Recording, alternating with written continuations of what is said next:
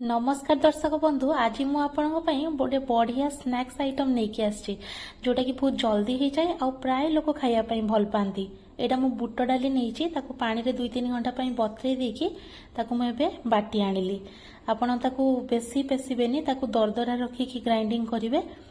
एवं पकेवाई पियाज नहीं कि काटिकी रसुण कि छेचिकी नहीं आउ लंका काटिकी नहीं देखो मुझे गोल देवी नहीं गली बुट ये गोटे जगह को नहीं गली जो बाटिकी रखी बुट डाली तापर मुझे कटा पियाज किसी नहीं लंका देखु रखी लंका टी पकईदेवी कटा पियाज टी बेसी अमाउंट देवे बढ़िया लगे आ रसुण छेचिकी निहाती ट्राए करेंगे जदि खाई ना तार टेस्ट बढ़िया चेंज हो जाए बहुत बढ़िया लगे। मुझे टे लुण देदेवी जी दरकार तापर ये हल्दी टिके देदेवी तार कलरटा बढ़िया आसो आउ लंका गुंड आप चाहिए देवे मुझे ये एवॉइड करें मु लंका काटिकी जेहेतु देपर गोटा जीरा टिके नहीं जी देवे बढ़िया लगे। आप सब जिनस पकईकी बनईकी देखूँ बहुत सुंदर लगे।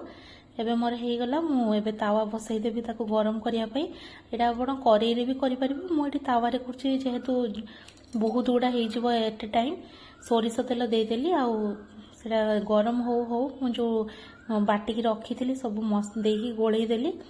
ये देखु देदेवी जी मोर धरब देदेवी से तावारे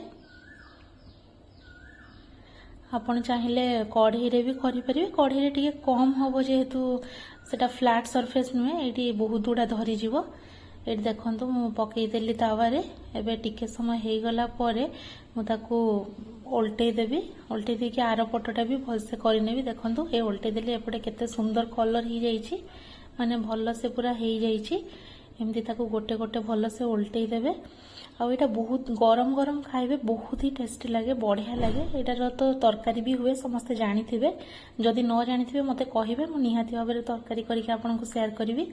देखो ये केते सुंदर कलर आसी टिके तेल देदेवी जेहेतु ओल्टे देली आ टिके तेल दरकार हो सोरष तेल देदेली। आपन जदि सोरष तेल रे न करिवे ताले रिफाइन रे भी करि परिबे किंतु सोरिष तेल रे बढ़िया लगे।